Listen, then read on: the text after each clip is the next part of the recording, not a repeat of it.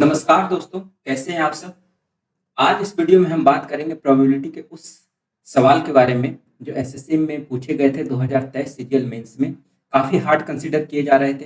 तो उन सवालों को समझेंगे कि उसके पीछे का बेसिक कॉन्सेप्ट क्या है और कैसे उन सवालों को हम विद इन सेकंड हल कर सकते हैं। तो आज हमारे साथ बने रहिए, इस वीडियो को अंत तक देखिए। आइए शुरू करते हैं। तो हमारा जो है उन सवालों को समझने के लिए हम कुछ एक्सरसाइज कर लेते हैं उससे पहले वार्म अप होने के लिए कि क्या, ताकि हम उन सवालों के बेसिक को आसान तरीके से समझ सकें। तो जैसा कि हमने पिछले वीडियो में भी आपको बताया था कि प्रोबेबिलिटी का बेसिक टर्म्स क्या है, बेसिक कॉन्सेप्ट क्या है, उसके उसके क्या-क्या फॉर्मूले हैं। यहाँ पर आप देख सकते हैं कि हमने बताया था कि एडिशनल रूल क्या होता है ना? एडिशन रूल क्या होता है प्रोबेबिलिटी का, मल्टीप्लिकेशन रूल क्या होता है, कंप्लीमेंट्री रूल क्या होता है, कंडीशनल रूल क्या होता है। इन प्रोबेबिलिटी के फॉर्मूले को हमने काफी विस्तार से डिस्कस भी किया था। मल्टीप्लिकेशन रूल में इंडिपेंडेंट केस में क्या होता है, डिपेंडेंट केस में क्या होता है। यहाँ पर देखिए इंडिपेंडेंट केस में ये फॉर्मूला क्या होता है और डिपेंडेंट केस में क्या होता है। तो काफी हमने विस्तार से इस बारे में चर्चा किया था हमने पिछले वाले क्लास में। ठीक है, तो आप उस पिछले वाले क्लास को एक रेफरेंस के तौर पे देख सकते हैं। तो उन सवालों को डिस्कस करने से पहले हम प्रोबेबिलिटी के कुछ क्वेश्चन को हम वार्म अप के लिए करते हैं। ठीक है, फिर उसके बाद उन सारे सवालों को हल करेंगे एक एक करके और जानेंगे कि कैसे प्रोबेबिलिटी को हम बहुत ही आसान तरीके से बना सकते हैं। तो हमारा सबसे पहला सवाल दिया हुआ है कि one card is drawn from a pack of 52 cards.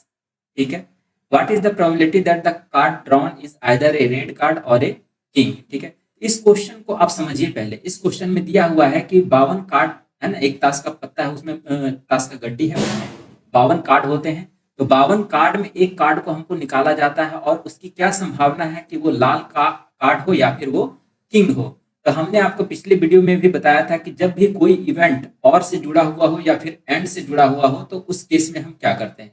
जब हमारा कोई इवेंट और के केस में जुड़ा हुआ हो तो यहाँ पर हम प्लस का साइन यूज करेंगे, है ना। और अगर एंड के केस से दो इवेंट जुड़े हुए हैं, है ना, तो वहां पे हम मल्टीप्लीकेशन यूज करते हैं। तो यहाँ पर देखिए कि ये जो सवाल है, सवाल में दो इवेंट हैं। एक इवेंट है रेड कार्ड चुनने का और एक इवेंट है या फिर किंग आने का। ठीक है, तो इसमें हम प्लस साइन का यूज करेंगे। ठीक है, तो यहाँ पर आप देखिए कि हमने बताया था कि 52 कार्ड में, है ना, 52 कार्ड को आप समझिए, 52 कार्ड के कॉन्सेप्ट को समझिए, इस कार्ड के कॉन्सेप्ट को समझिए कि 52 कार्ड में हमारे पास 26 लाल होते हैं, है ना, 26 लाल होते हैं और 26 ब्लैक होते हैं, 26 ब्लैक होते हैं। ठीक है, तो इस 26 में आप देखेंगे कि रेड वाला जो होता है, रेड में 26 होते हैं, ये 13-13 पार्ट में डिवाइड होता है।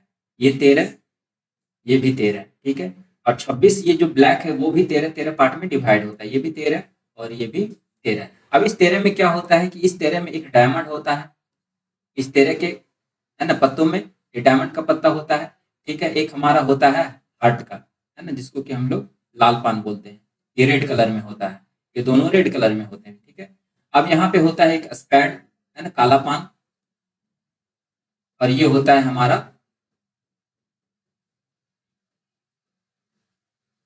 क्लब। ठीक है, ये हमारा 13-13 पत्ता होता है। तो इस 13 पत्तों में क्या क्या होता है तो आप यहाँ पर देख सकते हैं कि पहले, है ना, किंग होता है, क्वीन होता है, जैक होता है। ठीक है, 2 से 10 तक नंबर कार्ड होते हैं और एक इक्का होता है। तो टोटल हमारे पास 13 कार्ड होते हैं। यहाँ पर 9, 10, 11, 12 और 13, टोटल हमारे पास 13 कार्ड होते हैं। ये किंग जो होता है, क्वीन जो होता है और जैक जो होता है, ये हमारे फेस कार्ड कहलाते हैं, है ना। और ये सारे पार्ट्स में ये 13-13 में सब में समान होते हैं ना।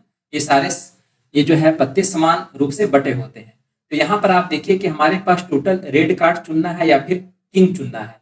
हमको निकालना है एक पत्ता, है ना, या फिर वो रेड कार्ड हो या फिर वो किंग हो। तो जब भी यहाँ पर और का साइन यूज करेंगे तो हम प्लस साइन यूज करें। तो देखिए कितना आसान है कि हमारे पास रेड कितने होते हैं, 26। ठीक है, तो 26 है और टोटल सैंपल स्पेस हमारा कितना है, ये सैंपल स्पेस कितना है हमारा 52, क्योंकि टोटल 52 कार्ड है, सैंपल स्पेस हमारा 52 हो जाएगा। तो 26 में से हमको, है ना, एक चुनना है ना, रेड कार्ड चुनना है। 26 में से एक कार्ड हमको चुनना है। तो कैसे चुनेंगे, 26 तरीके से चुनेंगे। तो हमारे पास जो प्रोबेबिलिटी हो जाएगा रेड कार्ड चुनने का वो हो जाएगा 26/52। ठीक है, अब यहाँ पे प्लस का साइन यूज करेंगे यहाँ पे, क्योंकि और इवेंट से जुड़ा है, या फिर है ना किंग आने का पॉसिबिलिटी क्या है। तो किंग देखिए यहाँ पर आप देखेंगे कि 26 लाल कलर के पत्तों में ऑलरेडी 2 किंग आ चुके हैं। एक किंग इसके पास है, एक किंग इसके पास है, ठीक है। तो 2 किंग ऑलरेडी यहाँ पर आ चुके हैं, तो 2 किंग हमारे पास बचता है ना। यहाँ पर स्पेड में एक किंग बचेगा और हमारे पास क्लब में एक किंग बचेगा, ठीक है। तो हमारे पास 2 किंग बचेगा, तो यहाँ पर कितना हो जाएगा 2/52, ठीक है। टोटल हमारे पास 52 है। तो आप यहाँ पर इसको हल करेंगे तो कितना होगा 28/52। ये टोटल हो जाएगा हमारे पास 28/52। इसको 4 से हम डिवाइड करेंगे तो कितना आएगा 4 7 28 और 4 13 चौका 52। तो हमारा आंसर जो कितना हो जाएगा 7/13, ठीक है दोस्तों। तो कार्ड के कॉन्सेप्ट को हमने पिछले क्लास में भी डिस्कस किया था और यहाँ भी आपको हमने एक ब्रीफिंग दे दी कि कार्ड में हमने क्या क्या कंसिडर करना है। तो आप फिर से इसको समझ लीजिए, यहाँ पे हम आपको फिर से बताते हैं कार्ड के बारे में। तो कार्ड जो होता है दोस्तों वो टोटल होता है 52 कार्ड, ठीक है। 52 कार्ड जो होता है वो डिवाइड होता है 26 कार्ड में, ठीक है। 26 रेड होता है ना, 26 रेड होता है ना,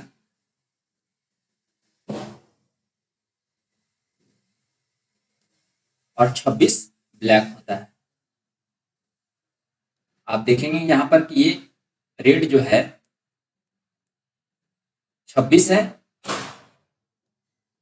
और ब्लैक जो है वो भी 26 है, ठीक है। अब ये रेड 26 जो होता है वो 13 पार्ट में डिवाइड होता है। ये भी 13 पार्ट में, ये भी 13 पार्ट में, ठीक है। तो यहाँ पर आप देखेंगे कि रेड वाले में ये 13 हो गया और ये ब्लैक वाले में 13 हो गया, ठीक है। अब इस 13 में हार्ट होता है रेड कलर में, हार्ट एंड डायमंड, ठीक है। तो ये जो होता है दिल वाला साइन बना होता है, ये हो गया हार्ट, और एक डायमंड का साइन बना होता है, ठीक है। ये हो गया हमारा हार्ट और ये हो गया डायमंड। अब यहाँ पे हम ब्लैक के पास जाते हैं, तो ब्लैक के पास हमारा होता है काला पान, ठीक है। काला पान जो होता है वो 13 होता है, इसको हम लोग बोलते हैं स्पैड। और ये होता है हमारा क्लब, ये चिड़िया टाइप का होता है, चिड़ी चिड़ी इसको बोलते हैं, ऐसे करके ये ऐसे बना होता है, ये होता है हमारा क्लब, ठीक है।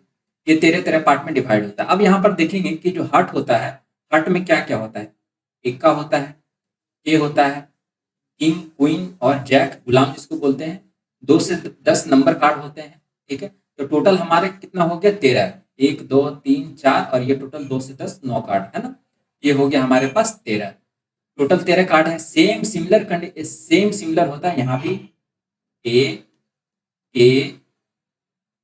क्यू जैक और ये 2 से 10 नंबर, ठीक है। आप यहाँ पे काला पान के पास जाएंगे तो सेम कंडीशन यहाँ भी है, इसके पास भी एक इक्का है, एक किंग है, एक क्वीन है और एक गुलाम है, ठीक है। और ये 2 से 10 नंबर कार्ड है, यहाँ भी सेम कंडीशन होता है, ठीक है, सिमिलर, ए के क्यू जे 2 से 10, ठीक है, नंबर कार्ड। अब यहाँ पर देखेंगे कि के क्यू और जे है ना, के क्यू और जे को फेस कार्ड कहते हैं, क्योंकि के क्यू और जे पे फेस बना हुआ होता है, एक चेहरा बना हुआ होता है उस कार्ड पे, उसको हम लोग बोलते हैं फेस कार्ड, ठीक है। ये सबके लिए समान होता है। अगर सवाल में आ जाए कि फेस कार्ड कितने हैं तो आप आराम से देख के निकाल सकते हैं कि एक 13 में 3 फेस कार्ड होते हैं, तो टोटल में कितना हो जाएंगे 12 फेस कार्ड होते हैं, ठीक है। तो यहाँ पर आप देखेंगे ये भी 13 फेस कार्ड हो जाएंगे, ये भी फेस कार्ड हो जाएंगे, ये भी हमारा फेस कार्ड हो जाएंगे, ठीक है। तो आपसे कुछ भी पूछा जाए है ना यहाँ पर कि पिछले सवाल में यहाँ पर देखिए कि रेड कार्ड कितने हैं, तो रेड कार्ड हमारे पास टोटल कितने हैं, रेड 26 है ना, और ब्लैक कार्ड कितने हैं 52 है। तो एक कंडीशन हो गया हमारा सवाल से 26/52, ठीक है। दूसरा कंडीशन क्या है कि किंग आना चाहिए, तो 26 में से 2 किंग ऑलरेडी आ चुके हैं, हमारे टोटल 52 में से 4 किंग होते हैं, है ना। 52 में 4 किंग होते हैं, 1 2 3 4, सारे में एक किंग होते हैं, तो 4 किंग होते हैं। तो 26 में 2 किंग ऑलरेडी आ चुके हैं, तो हमारे पास 2 किंग बचा है ना, ये हो जाएगा 2/52। चूंकि इवेंट जो है और से जुड़ा हुआ है तो ये हमारा हो जाएगा इवेंट प्लस, ठीक है। तो 26 और 2 हो जाएगा 28 28/52। कहने का मतलब ये हो गया, अगर इसको हम सिंपलेस्ट रेशियो में तोड़ेंगे तो हमारे पास हो जाएगा 7/13। यही हमारा आंसर हो जाएगा। तो हमने देखा कि कैसे बेसिक तरीके से हम इसको समझ सकते हैं कार्ड को। अगर आपके पास ये चीज दिमाग में छपा हुआ है तो कार्ड के कोई भी सवाल में आपको परेशानी नहीं होगी।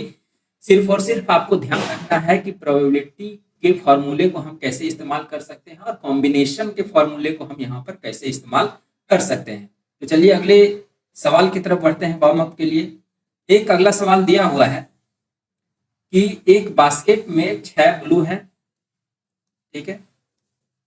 एक बास्केट में 6 ब्लू कलर है। यहाँ पे ब्लू कलर देख लेंगे, ब्लू जो है वो 6 दिया हुआ है, रेड जो है वो 2 दिया हुआ है, और ग्रीन जो है वो 4 दिया हुआ है, और येलो जो है वो 3 दिया हुआ है।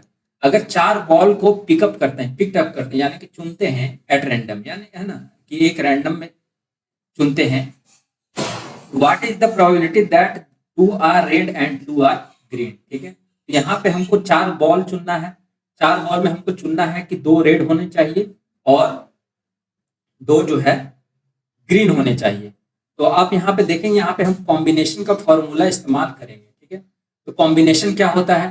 तो कॉम्बिनेशन जो होता है वो नंबर ऑफ वेज सेलेक्टिंग, है ना, r things from n things, ठीक है। अगर हमारे पास एन थिंग्स दिए हुए हैं तो उसमें से हमको आर थिंग्स को चुनना है, तो हम कैसे चूज करेंगे? इसका नंबर ऑफ पॉसिबल वेज क्या होगा, ठीक है। तो यहाँ पर हम देखेंगे कि इसका एक फॉर्मूला होता है, क्योंकि अगर एक बॉल को चुनने की बात आए या फिर एक थिंग को चुनने की बात आए तो हम आसानी से उसे हम चुन सकते हैं। लेकिन अगर बहुत सारे थिंग्स हमारे पास दिए हो और उसमें से कुछ और एक से अधिक चीजों को चुनने की बात आए तो हम डायरेक्ट हमारा जो है सिंपल कैलकुलेशन काम नहीं करेगा। तो हमको यहाँ पर एक फार्मूला यूज करना पड़ेगा, और ऐसे फार्मूले को आप सवाल उठता है कि प्रोबेबिलिटी में हम कॉम्बिनेशन को कब इस्तेमाल करेंगे।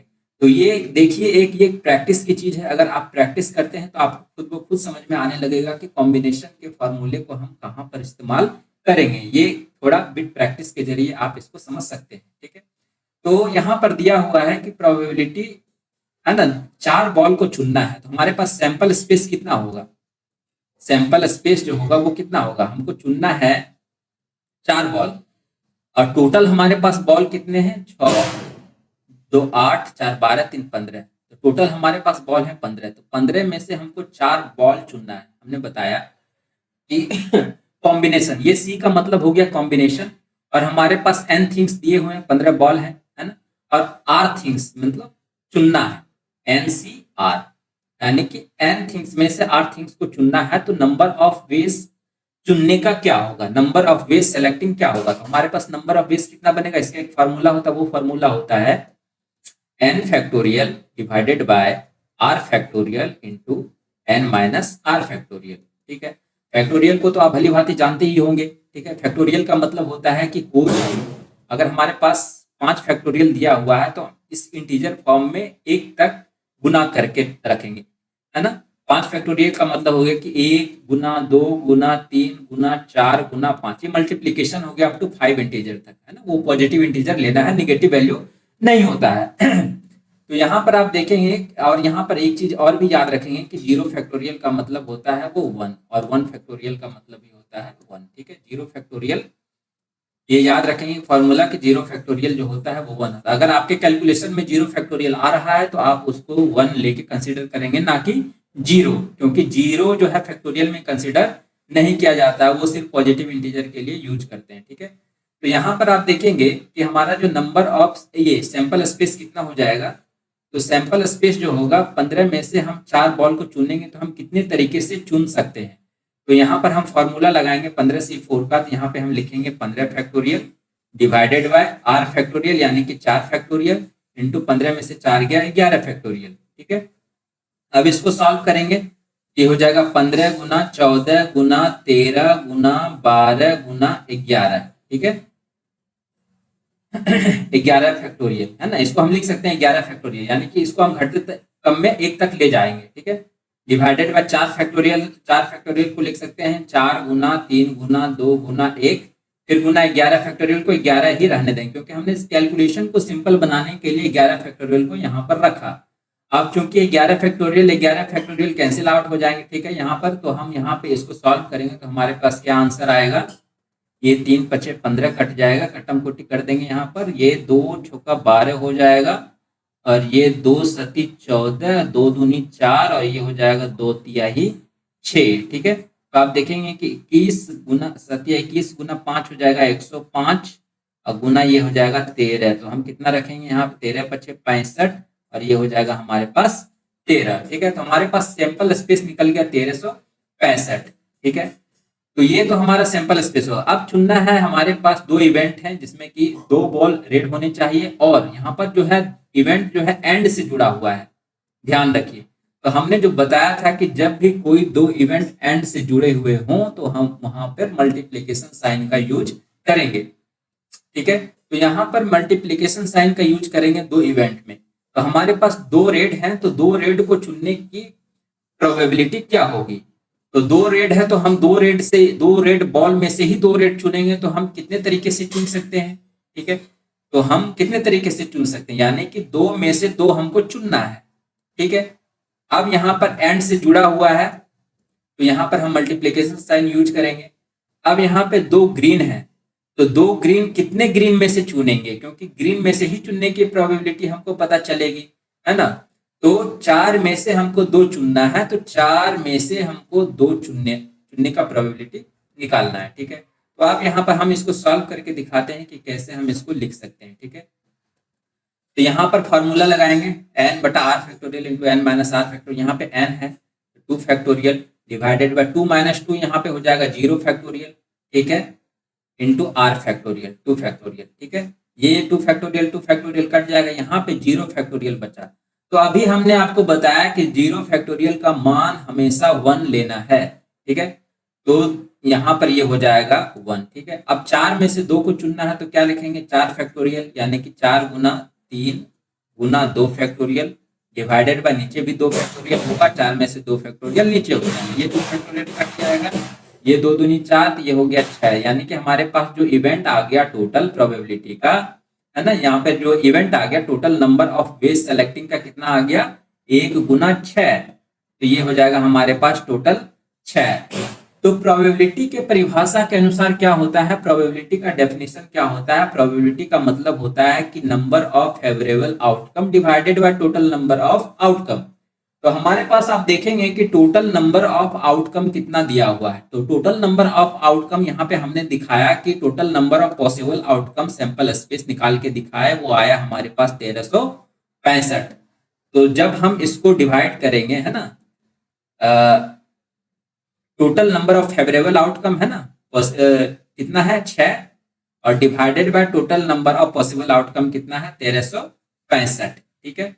तो इसको हम डिवाइड करेंगे 3 से, तो 3 दूनी 6, 3 चौका 12, 3 पचे 15, 3 पचे 15, तो हमारे पास जो प्रोबेबिलिटी का है ना प्रायिकता आई है रेशियो में, वो हमारा कितना हुआ है 2/455, ठीक है। तो यही हमारा आंसर हो जाएगा। तो देखिए हमने कैसे किन 3 तरीकों का इस्तेमाल करके, कैसे टेक्निक का इस्तेमाल करके हमने प्रोबेबिलिटी के सारे सवाल को हल कर रहे हैं।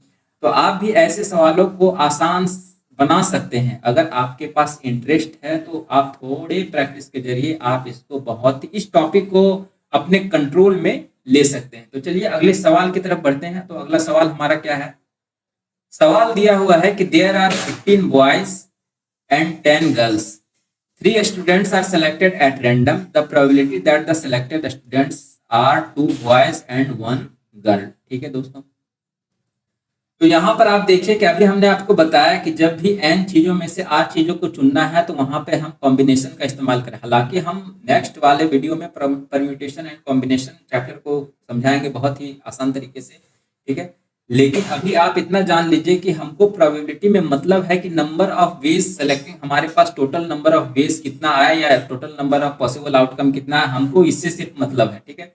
तो जो नंबर ऑफ वेज सेलेक्टिंग है वो हम कॉम्बिनेशन का इस्तेमाल करके आसानी से निकाल सकते हैं, ठीक है। तो यहाँ पर आप देखेंगे कि 2 बॉय है, तो 2 बॉय को चुनेंगे कितना में 15 में, है ना, 15 बॉय है तो 15 C2 हो जाएगा। 15 में से हमको 2 बॉय चुनना है, ये एक हमारा इवेंट हो गया। अब 2 इवेंट एंड से जुड़े हुए हैं तो यहाँ पर हम मल्टीप्लीकेशन साइन यूज करेंगे, ठीक है। अब यहाँ पे गर्ल्स चुनना है एक, तो गर्ल्स किस में चुने जाएंगे? 10 लड़कियों में से, तो 10C1, ठीक है, तो 10 में से एक लड़की को चुनना है। ये जो हमारा हो गया टोटल नंबर ऑफ पॉसिबल, है ना, ऑफ फेवरेबल आउटकम, ठीक है, NE, है ना, इवेंट। सैंपल स्पेस कितना होगा? सैंपल स्पेस का साइज क्या होगा? तो आप यहाँ पे देखेंगे कि हमको टोटल चुनना कितना है। टोटल भैया हमको चुनना है 3, और कितना में चुनना है? तो हमारे पास दिया हुआ है 15 + 10 25, तो 15 + 10 25 में से 3 आदमी को हमको चुनना है, तो सैंपल साइज हमारा कितना हो जाएगा? 25C3, ठीक है। तो 25 में से 3 आदमी को चुनेंगे तो हमारे पास क्या बनेगा? फॉर्मूला लगाएंगे, 25 × 24 × 23 × 22 फैक्टोरियल डिवाइडेड बाय 3 फैक्टोरियल गुना 25 में से 3 गया 22 फैक्टोरियल। ये 22 फैक्टोरियल कैंसिल हो गया। 3 फैक्टोरियल को हम 3 × 2 लिख सकते हैं, 3 फैक्टोरियल 6 हो जाएगा। तो 25 × 24 × 23 डिवाइडेड बाय 3 दूनी 6, ठीक है दोस्तों। तो आप डायरेक्टली इतना लंबा लिखने की जरूरत नहीं है। आप यहाँ पर देखिए, हम इसको आपको लिखने का एक सिंपल तरीका बता रहे हैं कि 25 है, तो 25 को घटते क्रम में 3 बार लिखना है ना। तो पहले लिखेंगे 25 × 24 × 23, 3 नंबर तक ही लिखेंगे, ठीक है। 25 × 24 × 23 डिवाइडेड बाय डायरेक्टली 3 फैक्टोरियल लिख देंगे, यानी कि 3 फैक्टोरियल का मतलब हो गया 3 × 2, इसको भी घटते क्रम में लिख देंगे, यही हमारा आंसर तक ले जाएगा। तो इतने लंबे कैलकुलेशन करने की जरूरत नहीं है, जितना बार दिया हुआ है उतने बार अंश में हम लिखेंगे। 25 को 3 बार लिखेंगे घटते क्रम में, ठीक है। तो 25 × 24 × 23 डिवाइडेड बाय 3 को घटते क्रम में लिखेंगे 1 तक, 3 × 2 × 1, ठीक है। तो इसको हम सॉल्व करेंगे, 3 दूनी 6 चौका 24, ठीक है। ये जो हमारा हो जाएगा, है ना, 25 चौका 100 हो जाएगा, और हमारे पास हो जाएगा 2300, ठीक है। अब हमारे पास चलना है यहाँ पर 15 में से 2 को चुनना है, तो 15 × 14 लिखेंगे डिवाइडेड बाय 2 × 1 लिखेंगे, 2 × 14, ये हो गया गुना 10C1, तो 10 गुना, है ना, 1 तक लिखेंगे डिवाइडेड बाय 1, तो ये हमारा हो गया 10, तो 15 × 75 से, है ना, 105 हो जाएगा 1050। तो प्रोबेबिलिटी हमारा कितना बन जाएगा दोस्तों? 1050 divided by 2300, number of events divided by total number of एक सैंपल स्पेस, है ना, 2300। अब यहाँ पे हम कटम कुटी करेंगे तो हमारे पास कितना आएगा?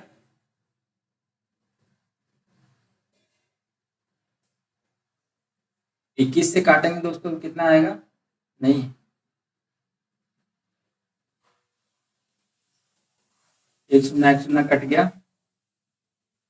अब यहाँ पे 5 से काटेंगे, 5 दूनी 10, ये काटेंगे, 5 चौका 20, 5 चौका 30, तो हमारे पास जो प्रोबेबिलिटी हो जाएगा वो हो जाएगा 21/46। तो हमारा आंसर कितना हो जाएगा?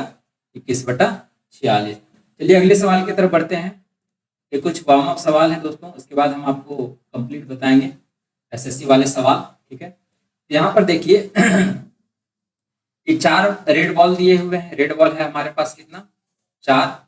6 ब्लू बॉल दिए हुए हैं, 6 ब्लू बॉल है, और 8 पिंक बॉल दिए हुए हैं, 8 पिंक बॉल है। एक बॉल को ड्रॉन किया जाता है और रिप्लेस किया जाता है, एक बॉल को इससे निकाल के हम, है ना, एक बॉल को निकाल लिए और इसमें हम 3 जो है पिंक बॉल ऐड कर दिए, ठीक है। तब बोल रहा है कि first ball drawn was either red or blue in colour and the second ball drawn was pink in colour, ठीक है। तो इस सवाल को समझेंगे कि हम पहले बॉल को ड्रॉ करते हैं, हमको जो है ना, पहले बॉल को ड्रॉ करेंगे तो या तो वो रेड आए या ब्लू आए, और दूसरे बॉल को ड्रॉ करेंगे तो या तो वो पिंक आए, ठीक है। तो कॉम्बिनेशन हमारे पास क्या बन सकता है? रेड है, रेड के साथ पिंक आ जाए या फिर ब्लू के साथ पिंक आ जाए, ठीक है। हमको 2 बॉल में देखना है, रेड के साथ पिंक आ जाए या फिर ब्लू के साथ पिंक आ जाए। तो रेड के साथ पिंक आएगा तो हमारे पास रेड कितना है? 4, है ना, प्रोबेबिलिटी है ना, नंबर ऑफ वेज कितना होगा? 4 टोटल कितना है? 6 4 10 8 18, 4/18, है ना, प्लस ये एंड से जुड़ा हुआ या, है ना, 4/18, 4/18 के साथ सेकंड बॉल जो है पिंक में आ जाए, है ना, पॉसिबिलिटी क्या बनेगा? 4/18 के साथ पिंक में आ जाए। यहाँ पे पिंक को हमने 3 ऐड कर दिया था, ठीक है। एक बॉल को हमने निकाला था और पिंक को ऐड कर दिया था, तो पिंक जो है 11 हो जाएगा यहाँ पर, है ना। टोटल नंबर ऑफ पिंक कितना हो जाएगा, 11 हो जाएगा। तो 11 बटा, अब एक बॉल को हमने निकाला था, 6 में से 4 गया 10, 10 8 18, 18 में से गया 17 प्लस 3 इधर हो गया 20, तो ये हो जाएगा 11 बटा 20। ठीक है, क्योंकि ये एंड से जुड़ा हुआ है, या तो कॉम्बिनेशन रेड के साथ पिंक बनेगा या फिर ब्लू के साथ पिंक बनेगा। ब्लू के साथ कितना बनेगा, ये देखिए और है जुड़ा हुआ, तो यहाँ पर प्लस करेंगे, या तो फिर क्या होगा कि ब्लू इन कलर हो जाएगा, तो 6 बटा 18 और ये हो जाएगा गुना second ball pink in colour, तो पिंक कितना है दोस्तों, 11 बटा 20। तो अब इसको हल करेंगे तो हमारे पास कितना आ जाएगा प्रोबेबिलिटी, 11 बटा 20 कॉमन लेंगे, 6 4 10 बटा 18। ठीक है, ये हो जाएगा 5 दूनी 10, 9 दूनी 18, 11, ये 5 चौका 20 हो जाएगा, ये हो जाएगा 11 बटा 36। तो हमारा जो प्रोबेबिलिटी हो जाएगा वो हो जाएगा 11 बटा 36। चलिए अगले सवाल की तरफ बढ़ते हैं। अगला सवाल दिया हुआ है कि in a simultaneous throw of 2 dice what is the probability of getting total of 7। ठीक है, हमारे पास जो इवेंट है वो हमको टोटल निकालना है 7। हमारे पास जो इवेंट है वो निकालना है कि सम जो है टोटल 7 आना चाहिए। हमने 2 डाइस को थ्रो किया है, 2 डाइस को उछाला है ना, क्या प्रोबेबिलिटी है कि टोटल ऑफ 7 आ जाए, टोटल ऑफ 7 आ जाए। ठीक है दोस्तों, तो यहाँ पर आप देखेंगे कि जब भी डाइस को उछाला जाता है ना, एक डाइस को उछालेंगे तो क्या क्या सैंपल स्पेस बनेगा, 1 से 6, या तो 1 आएगा या 2 आएगा या 3 आएगा या 4 आएगा या 5 आएगा या 6 आएगा। उसी तरीके से अगर हम 2 डाइस को ऊपर उछालेंगे तो हमारा सैंपल स्पेस कितना बनेगा, 6 का स्क्वायर। हमने पिछली वीडियो में भी आपको बताया था कि जब भी सैंपल स्पेस निकालने की बात आए कॉइन के केस में या डाइस के केस में, ठीक है, तो जब 2 बार कॉइन को उछाला जाए या 3 बार कॉइन को उछाला जाए, ठीक है, तो जो उसके पॉसिबल इवेंट्स बनते हैं, ठीक है, टोटल नंबर ऑफ जो इवेंट्स बनते हैं उस टू द पावर n हमको लिखना होगा। अगर कॉइन के केस में करेंगे तो कॉइन के केस में number of possible event 2 to the power n consider करेंगे, और डाइस के केस में करेंगे तो डाइस में जो हो जाएगा 6 टू द पावर n। ठीक है, तो यहाँ पर सैंपल स्पेस जो कंसीडर होगा ये 2 to the power n consider formula use करेंगे, यहाँ पर 6 to the power n formula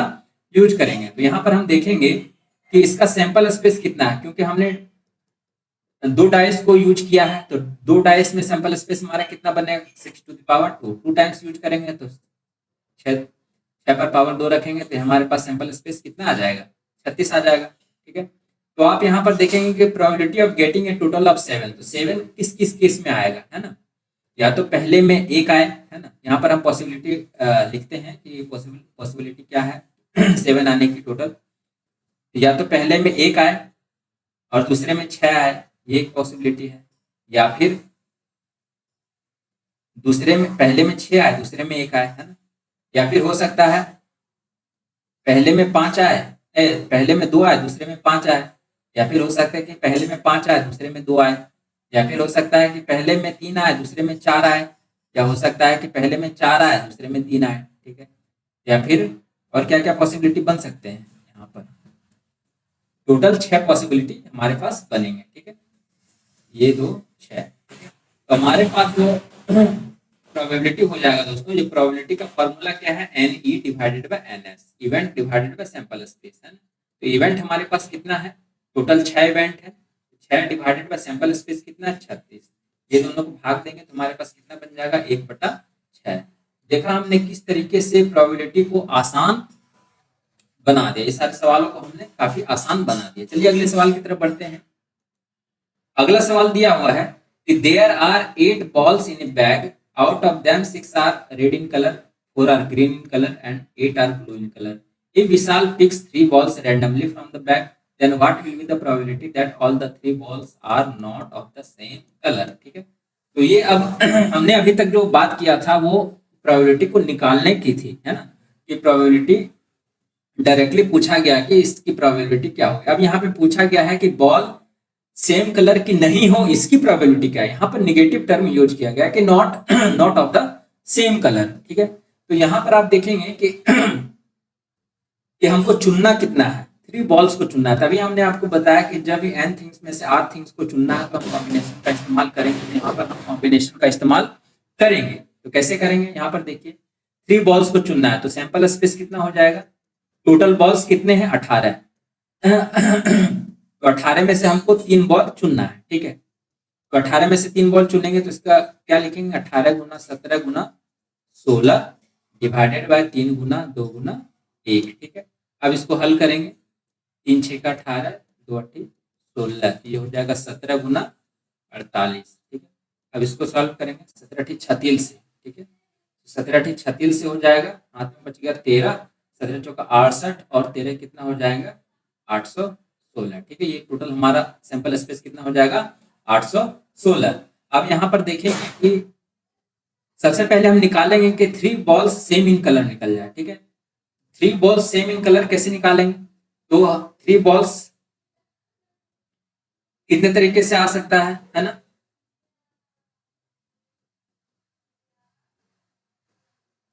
3 balls जो है सेम कलर में कितने तरीके से, या तो 6 में से हम 3 निकाल लें, या फिर 4 में से 3 निकाल लें, या फिर 8 में से 3 हम निकाल लें। तो कैसे इसको निकालेंगे, तो हमारे पास जो है इवेंट पॉसिबल इवेंट्स क्या बनेगा, है ना। पॉसिबल इवेंट्स हमारा क्या बनेगा, या तो हम 6 में से 3 निकाल लें, या फिर, है ना, या मतलब जोड़, या फिर हम 4 में से 3 निकाल लें, है ना, या फिर हम 8 में से 3 निकाल लें, ठीक है। यही पॉसिबिलिटी हमारे पास बनेगा। तो इसको हल करेंगे, कितना हो जाएगा 6 गुना 5 गुना 4 डिवाइडेड बाय 3 फैक्टोरियल 6, ये हो जाएगा 20, plus 4 Guna 3 Guna 2 divided by 3 गुना 2, ये हो जाएगा 4, प्लस ये हो जाएगा 8 गुना 7 गुना 6 डिवाइडेड बाय 3 गुना 2, ये हो जाएगा, कट जाएगा, ये कट जाएगा, तो हमारे पास 20 4 24 और 24 और 56 हमारे पास कितना हो जाएगा 80। तो हमारे पास नंबर ऑफ पॉसिबल इवेंट्स कितने बन गए 80, ठीक है।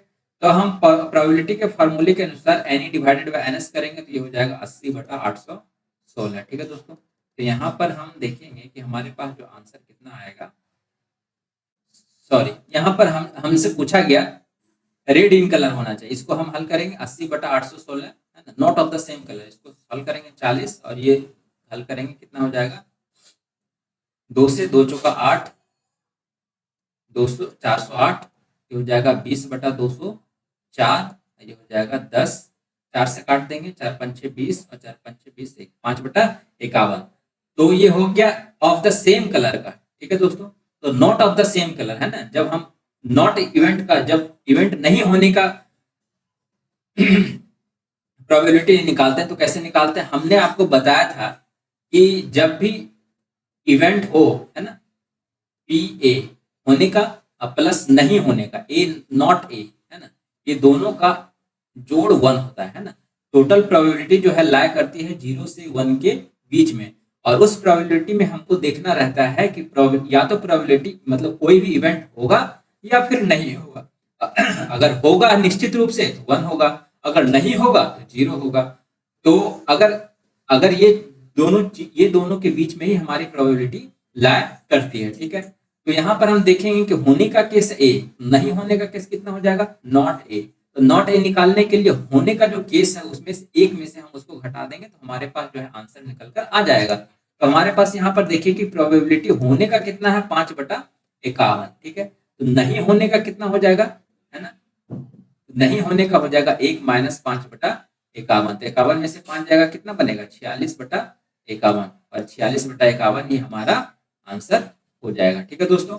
तो आप देखिए कि हमने कैसे इन सवालों को हल किया और बहुत ही बेहतरीन तरीके से हमने आपको सारे कॉन्सेप्ट को क्लियर किया।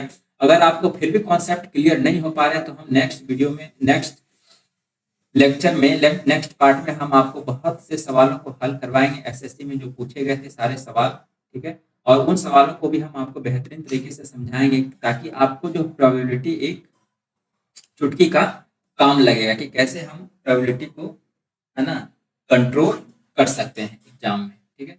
चलिए हमारा जो अगला टॉपिक है दोस्तों वो है हमारा odds and probability. Odds and probability से ही सवाल जो है इस बार सीजीएल 2023 मेंस में पूछे गए थे, ठीक है। चलिए दोस्तों हमारा अगले टॉपिक की तरफ बढ़ते हैं। हमारा अगला टॉपिक है दोस्तों ऑड्स एंड प्रोबेबिलिटी। ये एक ऐसा टॉपिक है जिससे कि सवाल पूछे गए थे एसएससी में। तो हम सबसे पहले जानेंगे कि ऑड्स क्या होता है और प्रोबेबिलिटी क्या होता है, दोनों में क्या डिफरेंस है। तो दोस्तों यहाँ पर प्रोबेबिलिटी तो हमने ऑलरेडी समझ चुका है कि प्रोबेबिलिटी क्या होता है कि number of favourable outcome divided by total number of outcome, ठीक है। ऑड्स जो होता है दोस्तों, ऑड्स ये एक रेशियो होता है ना। ऑड्स एक रेशियो होता है number of favourable outcome divided by number of unfavourable outcome, ठीक है। आप इसको यूं समझिए कि number of success divided by number of failures, ठीक है दोस्तों। ये दो प्रकार के होते हैं, एक ऑड्स इन फेवर होते हैं, ऑड्स अगेंस्ट होते हैं। तो हमारा जो एसएससी में सवाल पूछा गया था वो ऑड्स अगेंस्ट से था, ठीक है। तो ऑड्स इन फेवर को भी जान लेते हैं ना। यहाँ पर हमने बताया कि number of success divided by number of failures, या यो कहिए कि number of favourable outcome divided by number of unfavourable outcome. हमारा जो प्रोबेबिलिटी में था, प्रोबेबिलिटी में क्या था कि नंबर ऑफ फेवरेबल आउटकम, है ना, number of favourable outcome divided by total number of outcome, divide by हो जाएगा टोटल नंबर ऑफ आउटकम, ठीक है ना। तो ये प्रोबेबिलिटी था। अब ऑड्स क्या होता है कि number of favourable outcome divided by number of unfavourable outcome. इसको हम प्रोबेबिलिटी के टर्म में लिख सकते हैं, है ना, प्रोबेबिलिटी ऑफ, है ना होने की, है ना, प्रोबेबिलिटी कोई किसी घटना होने की प्रोबेबिलिटी डिवाइडेड बाय किसी घटना के नहीं होने की प्रोबेबिलिटी, नॉट ए, है ना। ये रेशियो हमारा जो होता है वो ऑड्स होता है। तो सिंपली अगर हम साधारण शब्दों में समझें कि ऑड्स होता क्या है, तो ऑड्स समझ लीजिए कि वो चीज, वो फैक्टर होता है जो बताता है कि किसी भी घटना के होने की प्रायिकता किसी घटना के नहीं होने की प्रायिकता से कितना गुना ज्यादा है या फिर कितना गुना कम है। तो प्रोबेबिलिटी जो होता है दोस्तों वो 0 से 1 के बीच लाया करता है, लेकिन ऑड्स जो होता है वो इन्फिनिटी तक जा सकता है, ठीक है। तो यहाँ पर ऑड्स दिया हुआ है number of favourable outcome divided by number of unfavourable outcome. अब हमारे पास ऑड्स अगेंस्ट है, तो ऑड्स अगेंस्ट ठीक इसका रिवर्स हो जाएगा। तो इसका रिवर्स क्या हो जाएगा, number of unfavourable outcome divided by number of favourable outcome. तो हमारा जो, अगर इसका हम उल्टा कर देंगे तो यहाँ पे हो जाएगा प्रोबेबिलिटी ऑफ, है ना, नहीं होने और प्रोबेबिलिटी ऑफ होने का रेशियो, किसी भी घटना के नहीं होने और डिवाइडेड बाय प्रोबेबिलिटी ऑफ किसी घटना के होने का रेशियो हमारा क्या है। तो ये दोनों आपस में अपोजिट होते हैं। तो हमारा जो सवाल था वो था ऑड्स अगेंस्ट से। चलिए उस सवाल को भी देखेंगे। तो सबसे पहले हम ऑड्स और प्रोबेबिलिटी पर बेस्ड कुछ एक सवाल देख लेते हैं, एक दो सवाल देख लेते हैं, उसके बाद हम एसएससी के सवाल पे चलेंगे, ठीक है। तो यहाँ पर आप देखिए कि सवाल दिया हुआ है कि find the odds in favour of throwing a die to get 3 dots, है ना। एक डाई को हम थ्रो कर रहे हैं, तो हम डाई को जब थ्रो कर रहे हैं दोस्तों, तो या तो हमारा जो इवेंट बनेगा वो क्या क्या बनेगा, है ना, हमारा जो इवेंट बनेगा, है ना, सैंपल स्पेस, है ना। सैंपल स्पेस क्या बनेगा हमारा दोस्तों, सैंपल स्पेस जो बनेगा वो बनेगा 6, या तो 1 आ सकता है या 2 आ सकता है, 1 से 6 तक कोई भी संख्या आ सकते हैं। लेकिन इवेंट हमारा कितना दिया हुआ है, NA 3 आना था, 3 आना, है ना। 3 डॉट्स मतलब 3 आने की संभावना क्या है। तो हमको निकालना है कि ऑड्स इन फेवर। आप देखिए कि इवेंट जो है, इवेंट कितना बन जाएगा दोस्तों हमारा 1, ठीक है। तो आप यहाँ पर देखेंगे कि फेवरेबल इवेंट कितना है हमारा 1 और टोटल इवेंट है हमारा ये। तो हमारा जो आउटकम होता है दोस्तों, ये टोटल आउटकम होता है वो कितना के बराबर होता है, total outcome number of favourable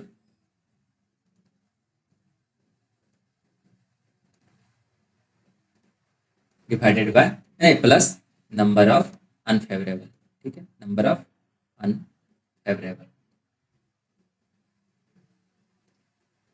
तो आप देखेंगे टोटल 6 है और नंबर ऑफ फेवरेबल 1 है, क्योंकि 1 हमको 3 लाना है, ठीक है।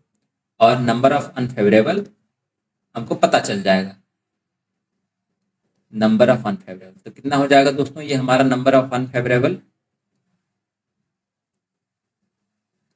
हो जाएगा हमारे पास 5। तो ऑड्स इन फेवर हमारा क्या हो जाएगा दोस्तों, ऑड्स इन फेवर, है ना। ऑड्स इन फेवर को अभी हमने बताया कि number of favourable outcome divided by number of unfavourable outcome, ये दोनों का रेशियो, है ना, बराबर ये रेशियो इसके भी बराबर होता है, प्रोबेबिलिटी ऑफ किसी घटना के होने के डिवाइडेड बाय प्रोबेबिलिटी ऑफ किसी घटना के नहीं होने के। तो आप इन दोनों को रेशियो को आराम इक्वेट करके बना सकते हैं, या तो आप प्रोबेबिलिटी निकाल लीजिए या तो फिर नंबर ऑफ फेवरेबल आउटकम निकाल लीजिए। तो यहाँ पर आप देखिए कि number of favourable, odds in favour, number of favourable, तो फेवरेबल कितना है हमारा दोस्तों, 1 है, ठीक है। और नंबर ऑफ अनफेवरेबल कितना है हमारा दोस्तों, 5 है। तो हमारा ऑड्स इन फेवर कितना हो जाएगा दोस्तों, 1/5। चलिए इसी सवाल को हम ऑड्स इन अगेंस्ट निकालते हैं, ठीक है। तो हमको यही सवाल है, ऑड्स इन अगेंस्ट हमको निकालना है। तो ऑड्स इन अगेंस्ट का फॉर्मूला क्या हमने बताया दोस्तों, ऑड्स इन अगेंस्ट का क्या फॉर्मूला है, हमने बताया कि किसी घटना के नहीं होने की प्रायिकता है ना, किसी घटना के नहीं होने की प्रायिकता, not a divided by P A. मान लीजिए ए कोई घटना है, तो उस घटना के नहीं होने की प्रायिकता कितना हो जाएगी, P not a divided by घटना होने की प्रायिकता कितनी हो जाएगा, पी ए, ठीक है। तो आप यहां से, तो ये हो जाएगा नंबर ऑफ अनफेवरेबल आउटकम, है ना, number of unfavourable outcome divided by number of favourable outcome, ठीक है, नंबर ऑफ फेवरेबल आउटकम। तो यहां पर आप देखिए कि नंबर ऑफ अनफेवरेबल कितना है, टोटल हमारा कितना है, तो टोटल हमारा कितना है, ये हमारा टोटल 6 है, ठीक है। टोटल आउटकम जब हम डाई को थ्रो करेंगे तो टोटल आउटकम हमारा 6 है, जिसमें कि हमारा 3 डॉट्स आने का है ना इवेंट 1 है। तो ये फेवरेबल कितना हो जाएगा दोस्तों, 1 है। अनफेवरेबल कितना हो जाएगा, अनफेवरेबल हो जाएगा 5, ठीक है। अनफेवरेबल जो हो जाएगा 5, टोटल मिला के हमको 6 होना है, ठीक है। तो यहाँ पर आप देखिए नंबर ऑफ अनफेवरेबल कितना है, 5, और डिवाइडेड नंबर ऑफ फेवरेबल कितना है, 1। तो हमारा जो ऑड्स इन अगेंस्ट हो जाएगा दोस्तों, वो हो जाएगा हमारे पास 5, ठीक है दोस्तों, यही हमारा आंसर हो जाएगा। चलिए इस सवाल की तरफ बढ़ते हैं।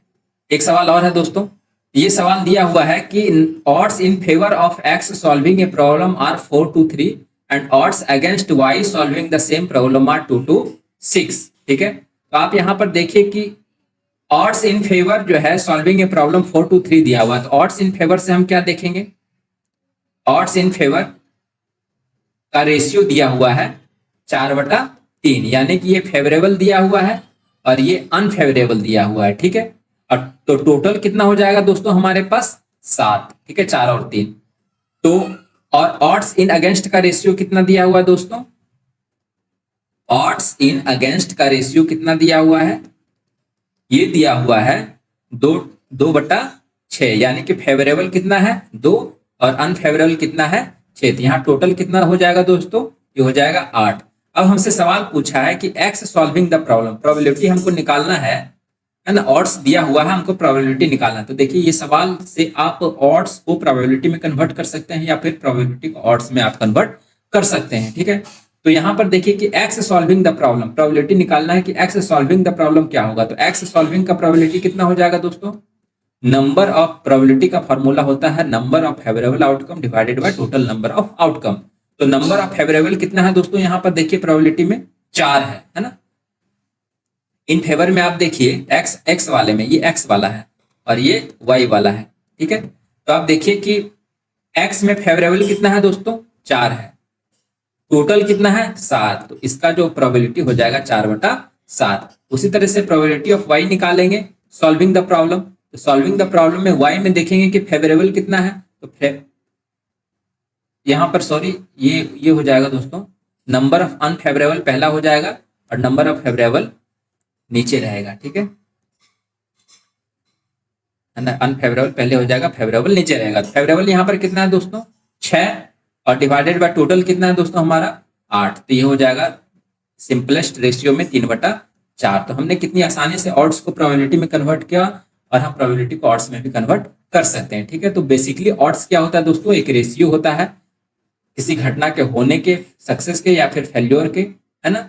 और ये प्रोबेबिलिटी जो क्या होता है वो होता है success divided by success plus failure. कहने का मतलब है कि total number of outcomes divided by, है ना, टोटल नंबर ऑफ आउटकम्स नीचे रहेगा और ऊपर में टोटल नंबर फेवरेबल आउटकम्स रहेगा, ठीक है। तो हमने सीखा कि ऑड्स और क्या होता है, ठीक है। इस पर एक और सवाल है कि पी ए दिया हुआ है 2/3, पी बी बराबर 5/8, find probability of only B occurring if probability of only A occurring is 1/6, ठीक है दोस्तों। ये सवाल, इस सवाल को हम समझेंगे इस सवाल को समझेंगे उसके पहले हम एक वेन डायग्राम समझ लेते हैं प्रोबेबिलिटी का, है ना। तो प्रोबेबिलिटी का वेन डायग्राम समझते हैं। यहाँ पर हम आपको एक फिगर दिखाएंगे। यहाँ पर हमने रखा है SSCGL मेंस 2023 के सवाल, ठीक है। एक दूसरा सवाल है जिसको कि लेके काफी हल्ला मचा हुआ है कि ये सवाल जो है काफी हार्ड पूछा गया था, कहाँ से पूछा गया था। इस सवाल को भी हम काफी डिटेल में आपको समझाएंगे कि कैसे इन सवालों को हल कर सकते हैं। तो सबसे पहले हम वेन डायग्राम समझते हैं प्रोबेबिलिटी का, है ना। तो यहाँ पर देखिए हमने एक वेन डायग्राम को रखा है, ए और बी, है ना। एक सैंपल स्पेस दिया हुआ है, एक इवेंट घटना है ए और बी। ये आप जो है अलजेब्रा में भी पढ़े होंगे या फिर टोटल हमारा जो सवाल आता है ना, रेशियो में, परसेंटेज में, है ना, कि फलना नंबर ऑफ विद्यार्थी जो है हिंदी बोलते हैं, फलना नंबर ऑफ इंग्लिश बोलते हैं, तो उसको हम वेन डायग्राम से हल करते हैं। तो केवल इंग्लिश बोलने वाले विद्यार्थियों की संख्या क्या है, तो केवल हिंदी बोलने वाले विद्यार्थियों की संख्या क्या है, नहीं है। तो इस टाइप के सवाल जो है वेन डायग्राम से काफी आसानी से हल किए जा सकते हैं, ठीक है। तो यहाँ पर हम प्रोबेबिलिटी के केस में देखेंगे, क्योंकि ये सवाल जो है प्रोबेबिलिटी से रिलेटेड है, तो एसएससी ने जो पूछा था उसको हम देखेंगे कि क्या फॉर्मूला होता था। यहाँ पर आप सबसे पहले बेसिक चीज समझिए। यहाँ जो है ए इंटरसेक्शन बी दिया हुआ है, तो एक इंटरसेक्शन है यहाँ पर, है ना। एक इवेंट ए है और एक बी है, उस दोनों का जो कॉमन पॉइंट है दोस्तों वो हमारा है ए इंटरसेक्शन बी। ये काफी आसान है, ठीक है। दूसरे इवेंट की तरफ चलते हैं। यहाँ पर ए यूनियन बी का अगर हमको प्रोबेबिलिटी डायग्राम बनाना है, वेन डायग्राम बनाना है, तो कैसे बनाएंगे। तो ए यूनियन बी में टोटल ए का इवेंट आएगा और टोटल बी का इवेंट आएगा, यानी कि ये जो शेडेड रीजन है टोटल शेडेड रीजन हमारा होगा, ठीक है। ए यूनियन बी का हमारा टोटल शेडेड रीजन होगा। चलिए हम आपको दिखाते हैं। अब आपको बोला जाए कि ए डैश का बनाना है वेन डायग्राम, है ना, ए डैश का, है ना। हमारे पास टोटल है एक इवेंट ये है ए और एक दूसरा इवेंट है बी, ठीक है। हमारे पास सैंपल स्पेस दिया हुआ है ना। हमारे पास सैंपल स्पेस दिया हुआ है, तो एक ए इवेंट है, एक बी इवेंट है, ठीक है।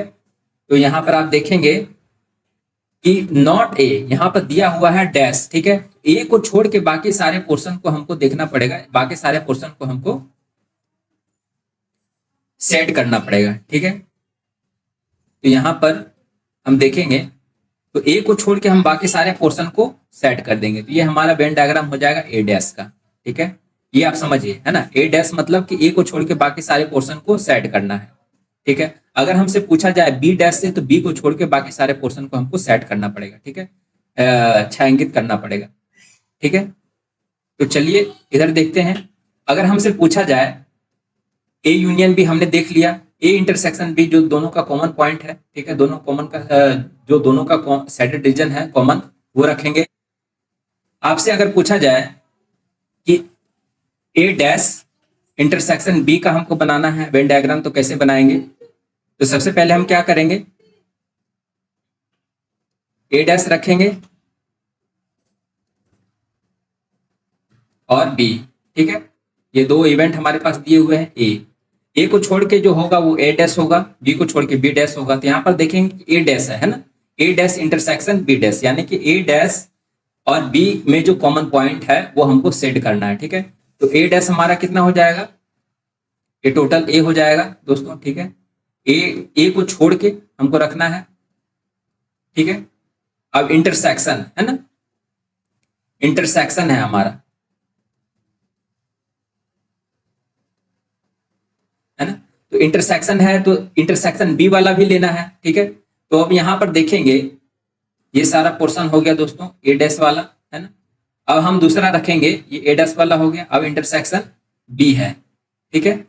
तो बी तो हम जान ही रहे हैं कि बी को सेट करना है। बी का मतलब क्या हो गया कि बी के टोटल पार्ट को सेट करना है। तो आप देखिए कि इन दोनों फिगर में कॉमन क्या है, इन दोनों फिगर में कॉमन क्या है, आप यहां पर देखिए, है ना। तो आप देखेंगे जो शेडेड रीजन है वो हमारे पास कॉमन क्या है, शेडेड रीजन में हम देखेंगे कॉमन क्या हमारे पास मिल रहा है। तो आप देखिए कि इस फिगर में यहाँ पर, है ना, कहाँ तक कॉमन मिला है, ये टोटल सारा पोर्शन, है ना, बी में देखिए, और ये वाला पोर्शन, है ना, ये वाला पोर्शन बी वाला, है ना, इसको हम रेड कलर से कर दे रहे हैं। ये वाला पोर्शन आप देखिए, ये पोर्शन दोनों में कॉमन है, ठीक है। बाकी कोई भी चीज दोनों में कॉमन नहीं है, ठीक है। तो हमारा जो आंसर हो जाएगा वो कितना हो जाएगा, ये हो जाएगा दोस्तों कुछ ऐसा, ठीक है, ये वाला, ठीक है। ये ए और ये बी इवेंट में ए डैश इंटरसेक्शन बी। ठीक है दोस्तों, तो आप ए डैश को समझ गए कि ए डैश का मतलब होता है कि ए को छोड़ के बाकी को सेट करना। ठीक है, यानी कि अगर हम प्रोबेबिलिटी हमसे पूछा जाए ए डैश वाला, तो अगर ए का प्रोबेबिलिटी दिया हुआ है तो ए डैश वाला इससे हम निकाल सकते हैं। ठीक है, यहां पर अगर आपसे पूछा जाए ए डैश यूनियन बी डैश, तो हम पहले एक डायग्राम बनाएंगे। एक ए इवेंट है और एक बी इवेंट है। ठीक है, तो ए डैश में ए वाला पोर्शन होगा दोस्तों, ए वाला पोर्शन नहीं होगा ए डैश में, ये टोटल बाहर वाला पोर्शन होगा, और यूनियन बी डैश में भी टोटल बाहर वाला पोर्शन होगा। ठीक है, चूंकि हमारे पास यूनियन है, ठीक है, तो क्या हो जाएगा,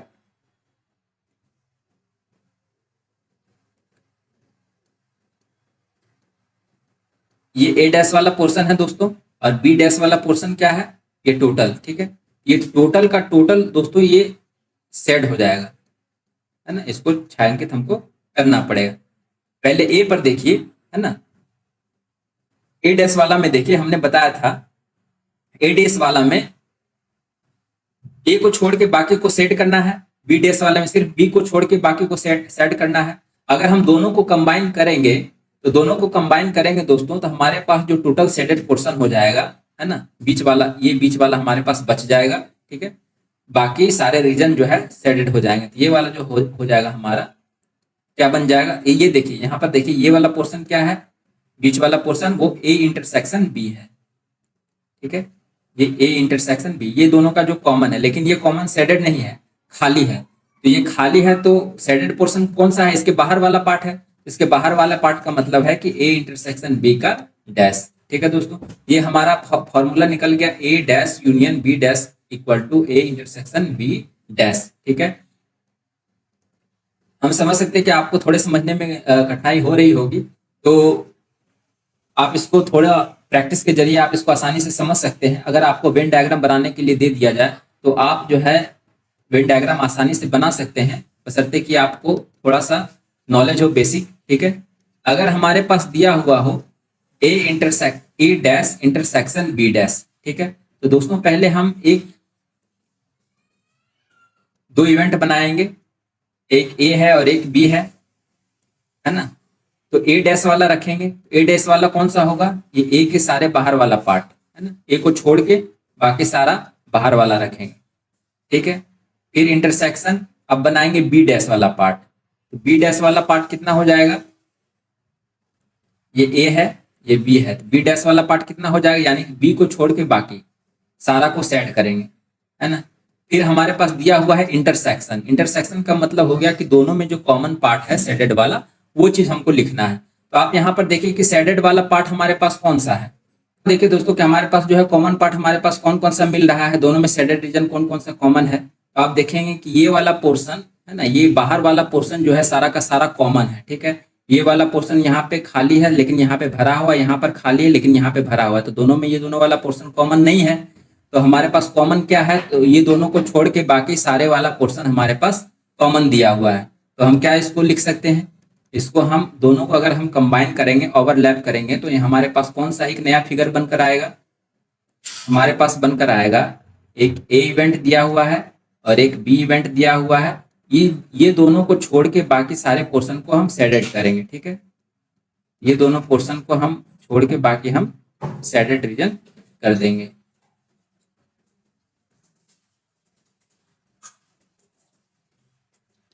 तो यहां से आप देखेंगे कि आपके पास जो फॉर्मूला बन के आया है वो क्या है, इस फॉर्मूले को हम कैसा लिख सकते हैं।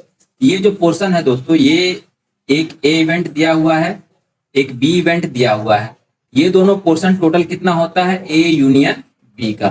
ठीक है दोस्तों, लेकिन इन दोनों को छोड़ के बाकी जो सेडेड रीजन है वो वाला सेडेड रीजन है। ठीक है, वो सेडेड रीजन है। तो इसमें क्या होगा कि ए और बी को हमको डैश लिखना पड़ेगा, क्योंकि ए और बी नहीं है, ये जो सेडेड रीजन है ए और बी के बाहर का क्षेत्र है। तो ए और बी का बाहर वाला फॉर्मूला हो जाएगा ए यूनियन बी का डैश। तो आप यहां से देख सकते हैं कि A dash intersection B dash equal to हो जाएगा ए यूनियन बी डैश का।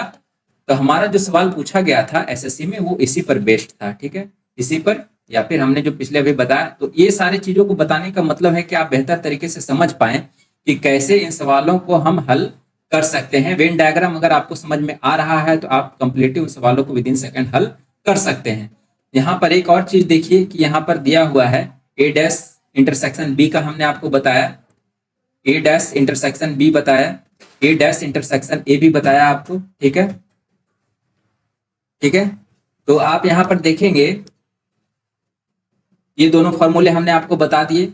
ए डैश यूनियन बी आपको निकालना है तो वो भी हम आपको बता देते हैं, है ना। यहाँ पर देखिए ए डैश यूनियन बी निकालना है तो इसका वेन डायग्राम हम कैसे निकालेंगे। तो सबसे पहले हम ए डैश का वेन डायग्राम ड्रॉ करेंगे। ए डैश का वेन डायग्राम हमारे पास कितना हो जाएगा,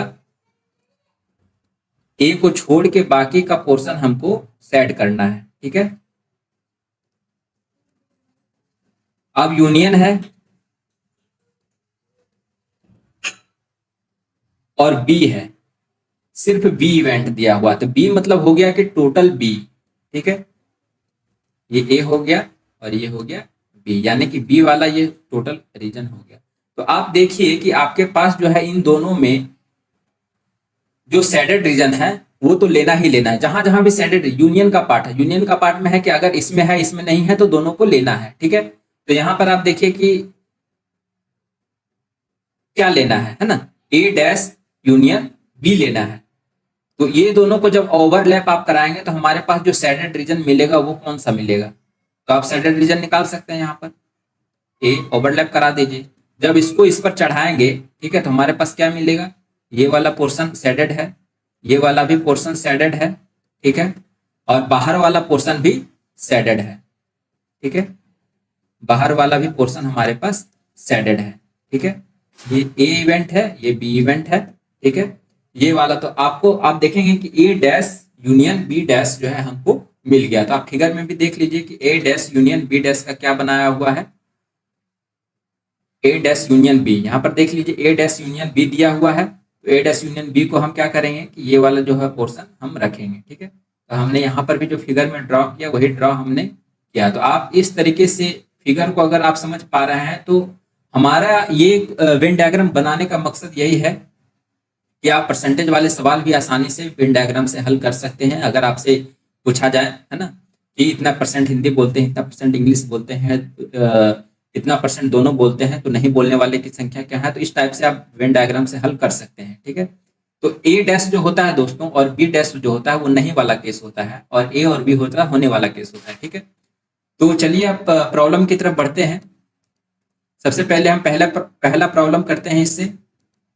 यहाँ पर दिया हुआ है कि एक इवेंट है ए और एक इवेंट है बी। ठीक है, इसको ध्यान से समझिएगा, एक है ये बी इवेंट है। ठीक है, अब बी ए यानी कि प्रोबेबिलिटी दी हुई है एक इवेंट होने की 2/3 और प्रोबेबिलिटी ऑफ दी हुई है बी इवेंट होने की 5/8। ठीक है, तो पूछ रहा है कि find the probability of only B occurring if probability of only A occurring is 1/6। हमको निकालना है कि प्रोबेबिलिटी ऑफ ओनली बी, सिर्फ बी होना चाहिए, है ना, और प्रोबेबिलिटी ऑफ ओनली ए दिया हुआ है, ओनली ए दिया हुआ है 1/6। ठीक है दोस्तों, तो यहां पर आप देखिए कि ये जो पोर्शन होता है दोस्तों, यहां पर ए है, ये बी है, ये वाला बीच वाला पार्ट जो होता है वो कॉमन पार्ट होता है, पी इंटरसेक्शन बी, है ना, पी ए इंटरसेक्शन बी जो होता है वो कॉमन पार्ट होता है। ठीक है, हम यहाँ पे इसको कलर कर देते हैं, ये जो पार्ट है हमारा ये पी इंटरसेक्शन बी वाला है। चलिए इसको दूसरे कलर से डिनोट करते हैं ताकि आप क्लैरिटी से समझ पाएं। तो आप यहाँ पर देखें ये वाला जो पोर्शन है, ये सिर्फ ये पी वाला है, ये सिर्फ ओनली ए वाला है ना, जो हमने बताया था, है ना, ये ओनली ए है। ओनली ए कैसे निकलेगा दोस्तों, हमने फॉर्मूला रखा पी ए यूनियन बी का जो फॉर्मूला होता है ना, वो होता है P A plus P B minus P A intersection B. ठीक है दोस्तों, तो जब हमको पी ए इंटरसेक्शन बी निकल जाए तो हम यहां पर निकाल सकते हैं। तो यहां पर आप देखिए कि ओनली ए दिया हुआ है ना, तो जो ए वाला पार्ट है, जो ए वाला पार्ट है पी ए जो है ना, वो पी ए इंटरसेक्शन बी भी है इसमें, ये वाला देखिए बीच वाला पार्ट भी है पे इंटरसेक्शन बी और प्लस और जो ओनली ए वाला है ये वाला पोर्शन वो भी है ना। ये दोनों मिला के ये टोटल हमारा पी ए कहलाएगा, है ना। ये टोटल हमारा पी ए कहलाएगा। पी ए में क्या होता है, एक ओनली ए होगा और प्लस ये वाला होगा, यानी कि ये वाला नॉट ये वाला केस है ना, बीच वाला केस है। ओनली ये वाला सिर्फ ओनली वाला, इसमें से हम इंटरसेक्शन वाला घटा देंगे तो हमारा सिर्फ ओनली ए निकलेगा। तो यहाँ पर हो जाएगा ए ओनली ए, ठीक है। तो पी ए का मान कितना है दोस्तों, ये 2/3 दिया हुआ है और पी ए इंटरसेक्शन बी निकालना है, ठीक है।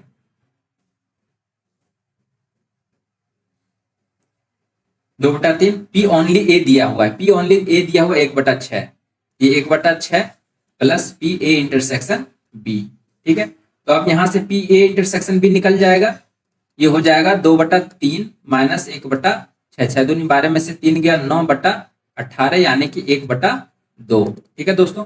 ये ए इंटरसेक्शन बी निकल गया हमारे पास 1/2। अब यहां पर हम देखेंगे, ये फॉर्मूला लगाएंगे, ओनली बी निकालना है। तो ओनली बी कितना हो जाएगा दोस्तों, ओनली बी का फॉर्मूला कितना हो जाएगा, ओनली बी में क्या रहेगा, यहां पर देखिए ये वाला जो पोर्शन है वो ओनली बी वाला है ना, ये वाला पोर्शन सिर्फ बी वाला। तो पीबी जो होगा दोस्तों, पीबी जो होगा वो इंक्लूड किसको किसको करेगा, एक पी करेगा ए इंटरसेक्शन बी वाला पोर्शन, ये वाला बीच वाला पोर्शन। इस बी में देखिए, इस बी में जो है क्या क्या है, एक बीच वाला पोर्शन है, बीच वाला पोर्शन रखेंगे पे ए इंटरसेक्शन बी प्लस ये वाला जो पोर्शन दिया हुआ है, ये वाला सिर्फ ओनली वाला है ना, ये वाला पोर्शन यहां से लेके यहां तक ये ओनली वाला पोर्शन है, ठीक है। ये ओनली वाला पोर्शन हम यहाँ पे रखेंगे तो हमारे पास कितना आ जाएगा, पी ओनली बी। अब देखिए पी ए इंटरसेक्शन पी हमने ऑलरेडी निकाल दिया है 1/2 और यहां पर दिया हुआ है पीबी, पीबी का मान हमारे पास दिया हुआ है 5/8, ठीक है, प्लस पी ओनली बी। तो पी ओनली बी हमारे पास निकल जाएगा, तो हमारे पास हो जाएगा P only B equal to 5/8 minus 1/2 यानी 10 में से 8 जाएगा 2/16 यानी कि 1/8। तो इसका जो आंसर आ जाएगा दोस्तों हमारे पास आ जाएगा 1/8, ठीक है। तो आप इस फिगर को अगर समझ पा रहे हैं तो आप काफी आसानी से सवाल को हल कर सकते हैं।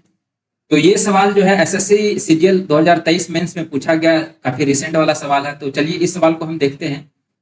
कार्ड से सवाल जो है पूछा गया था। तो यहाँ पर देखिए कि 3 cards are drawn one after the other with replacement, यहाँ पर विथ रिप्लेसमेंट का केस है। From a pack of cards what is the probability of getting first card jack, second card black and third card an even number card, यानी कि 3 card हमको निकालने हैं, है ना, वन आफ्टर द अदर हमको निकालना है। From the pack of cards total हमारे पास 52 कार्ड होते हैं, 3 कार्ड हमको निकालने हैं। तो क्या प्रोबेबिलिटी है कि जैक है, सेकंड कार्ड ब्लैक आए और थर्ड कार्ड जो है इवन नंबर आया। हमने आपको अभी कार्ड वाले केस में बताया था कि टोटल जैक कितने होते हैं, 4 होते हैं, है ना। टोटल कलर हमारे पास कितने होते हैं, 4 कलर होते हैं। तो चारों कलर में 13 गड्डी में हमारे पास टोटल जैक जो होते हैं 4 हो जाएंगे। तो ये हो जाएगा प्रोबेबिलिटी 4/52, ठीक है दोस्तों। अब यहाँ पे एंड से जुड़ा हुआ है, यहाँ पर मल्टीप्लीकेशन साइन यूज करेंगे। सेकंड कार्ड जो होता है दोस्तों वो ब्लैक होता है। यहाँ पर देखिए कि विथ रिप्लेसमेंट का है, यानी कि एक कार्ड निकाल रहे हैं तो हम फिर से इसको रिप्लेस कर दे रहे हैं, बीच में उसके फिर से गड्डी में इसको डाल दे रहे हैं, ठीक है। तो इस पर जो है हमारा जो है कंडीशनल प्रोबेबिलिटी का इस्तेमाल नहीं होगा, ठीक है। तो टोटल कार्ड जो है हमारे पास सेम ही रहेगा, 52 कार्ड ही रहेंगे, क्योंकि हमने एक कार्ड निकाला तो एक कार्ड फिर से उसमें हमने डाल दिया। फिर है सेकंड कार्ड ब्लैक होने का। तो ब्लैक हमारे पास कितने होते हैं, तो ब्लैक होते हैं हमारे पास टोटल 26 और टोटल हमारे पास कार्ड होता है 52, ठीक है। अब होता है थर्ड कार्ड कितना, एक इवन नंबर कार्ड होता है। तो आप देखेंगे कि हमारे पास जो नंबर कार्ड होते हैं वो होते हैं 2 से 10 तक, है ना, 2 3 4 5 6 7 8 9 10, ठीक है। 2 से 10 तक नंबर कार्ड होते हैं, तो इसमें हमको इवन नंबर निकालना है। तो 13 के गड्डी में 9 कार्ड जो होते हैं वो टोटल नंबर वाले कार्ड होते हैं। तो इवन नंबर हमारे पास यहाँ पे 2 4 6 8 और 10। तो टोटल इवन नंबर एक 13 वाले गड्डी में हमारे पास 5 हो गए। तो हमारे पास टोटल 52 कार्ड है, तो इसमें 5 गुना 4 करेंगे तो हमारे पास टोटल कितना आ जाएगा, 20 कार्ड आ जाएंगे। तो ये हो जाएगा टोटल हमारा टोटल इवेंट हो जाएगा हमारा 20 और टोटल कार्ड हमारे पास 52। ये हमारा जो हो जाएगा प्रोबेबिलिटी हो जाएगा दोस्तों। ये प्रोबेबिलिटी कितना है, तो इसको हम हल करेंगे तो कितना बार में कट जाएगा, 13 बार में। ये 2 बार में, और ये हम 4 पंचे 20 और 4 गुना 13 कट्टम कुटी करके हमारे पास कितना आ जाएगा 5 बटा कितना आ जाएगा 13 गुना 13 169 गुना 2, तो 16 दूनी 32 और 1 33 है ना, तो हमारे पास कितना आ जाएगा 338। ठीक है, तो 5 बटा 338 हमारा आंसर हो जाएगा। देखिए हमने कितनी आसानी से सवाल को हल किया।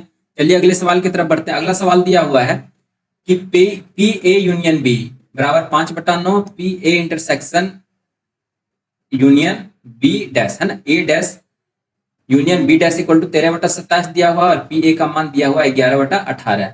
तो हमने अभी बताया था कि अभी फॉर्मूले में हमने बताया था कि A dash union B dash को हम कितना लिख सकते हैं, ए इंटरसेक्शन बी का डैश लिख सकते हैं, है ना। अभी हमने आपको फॉर्मूले में बताया था कि चलिए यहाँ पर दिखा देते हैं आपको, है ना। यहाँ पर हमने फॉर्मूले में बताया था, यहाँ पर देखिए कि A dash union B dash equal to A intersection B dash होता है ना। हमने आपको ड्रॉ भी करके बताया था कि A dash union B dash कैसे हम ए इंटरसेक्शन बी डैश लिख सकते हैं। ठीक है, तो ए इंटरसेक्शन बी डैश हम लिख सकते हो, तो यहाँ पर यही वाला फॉर्मूला यहाँ पर हमको इस्तेमाल करना है, तो हम हमारा काम जो है आसान हो जाएगा। तो यहाँ पर आप देखिए कि ए इंटरसेक्शन बी डैश को हम कैसे निकाल सकते हैं, निकाल सकते हैं 1 माइनस ए इंटरसेक्शन बी, ये प्रोबेबिलिटी है दोस्तों, ये प्रोबेबिलिटी है। ठीक है, तो ये निकाल सकते हैं प्रोबेबिलिटी 1 माइनस, है ना, sorry 1 minus probability of A intersection B. A intersection B dash कैसे निकल, नहीं होने की घटना कैसे निकलेगी, एक में से होने वाली घटना घटा देंगे, तो ये हो जाएगा 1 minus P A intersection B हमारे निकल जाता है ना, तो हम आसानी से सवाल को निकाल सकते हैं। ठीक है, तो आप यहाँ पर पी इंटरसेक्शन बी निकालने की कोशिश कीजिए। यहाँ पे ए डैश यूनियन दिया हुआ बी डैश 13/27, ये यहाँ पर लिखेंगे 13/27 बराबर पी ए इंटरसेक्शन बी, तो ये हो जाएगा हमारा दोस्तों पी ए इंटरसेक्शन बी बराबर 1 माइनस 13/27, 27 में से 13 गया तो हो जाएगा 14/27। पी ए इंटरसेक्शन बी निकल गया हमारे पास। अब हमसे पूछा जा रहा है कि ऑड अगेंस्ट द इवेंट, है ना, तो ऑड अगेंस्ट द इवेंट का फॉर्मूला क्या होता है दोस्तों, अभी हमने बताया था कि ऑड इन फेवर ऑफ और ऑड अगेंस्ट का क्या फॉर्मूला होता है। तो किसी भी घटना के होने की नहीं होने की प्रायिकता डिवाइडेड बाय किसी भी घटना के होने की प्रायिकता से अगर हम इसका रेशियो डिवाइड कर दें तो हमारे पास ऑड अगेंस्ट द इवेंट मिल जाएगा। यहाँ पर हम देखिए हमने आपको बताया कि ऑड अगेंस्ट का फॉर्मूला क्या होता है। यहाँ पर देखिए यहाँ पे हमने बताया किसी भी घटना के नहीं होने की प्रायिकता डिवाइडेड बाय किसी भी घटना के होने की प्रायिकता क्या होगी, है ना, इसका रेशियो जो होता है वो ऑड अगेंस्ट होता है। तो यहाँ पर हमको बी के केस में पूछा जा रहा है, बी के केस में पूछा जा रहा है कि odd against the event B, तो ऑड अगेंस्ट इवेंट बी कितना हो जाएगा P B dash divided by P B. तो अगर हमको पी बी निकल गया तो बी डैश जो है 1 माइनस करके हम बी डैश भी निकाल सकते हैं। तो हमारा जो फोकस है वो बी निकालने का है। ठीक है, तो आप यहाँ पे फॉर्मूला रखेंगे पी ए यूनियन बी वाला, है ना, तो पी ए यूनियन बी वाला फॉर्मूला कितना हो जाएगा 5/9 बराबर P A plus P B, यानी कि 11/18 प्लस पी बी कितना है, नहीं वो निकालना है, P B divided by plus minus P A intersection B. तो ए इंटरसेक्शन बी हमने कितना निकाला 14/27, ये हो जाएगा 14/27। अब दोस्तों इसको हल करिए, यहाँ से पी बी निकालिए, तो पी बी कितना निकल जाएगा 5/9 माइनस 11/18 प्लस 14/27। ठीक है दोस्तों, ये हो जाएगा हमारे पास, इसको हल करेंगे तो कितना हो जाएगा 10 में से 11 जाएगा, 18 को हम यहाँ लेंगे एलसीएम, तो हो जाएगा 9 5 10 में से माइनस 1/18 प्लस 14/27। तो ये दोनों का एलसीएम 54 होगा, 18 के 54 माइनस 3 प्लस 14 दूनी 88 हो जाएगा 25/54। ठीक है, इसको सॉल्व करेंगे तो हमारे पास आ जाएगा 25/54। ठीक है, तो चलिए इसको अगले पार्ट पी बी हमने निकाल दिया 25/54 दोस्तों। यहाँ पर हमने देखा था पी बी जो है हमारा निकल गया 25/54, तो पी बी डैश कितना निकलेगा, पी बी डैश कितना निकलेगा, ये 1 माइनस 25/54। तो 54 में से 25 जाएगा तो कितना बचेगा दोस्तों? 29 ठीक है। तो अब यहां पर देखिए ऑड्स अगेंस्ट क्या हो जाएगा, odds against the event B, odds against the event B हो जाएगा P B dash divided by P B. ठीक है दोस्तों, तो बी डैश कितना हो जाएगा दोस्तों? 29/54 डिवाइडेड बाय पी बी कितना हो जाएगा? 25/54। ठीक है, ये 54 कैंसिल हो जाएगा, तो हमारा जो आंसर कितना हो जाएगा दोस्तों? ये 29/25। ये पी ऑड्स अगेंस्ट हो जाएगा,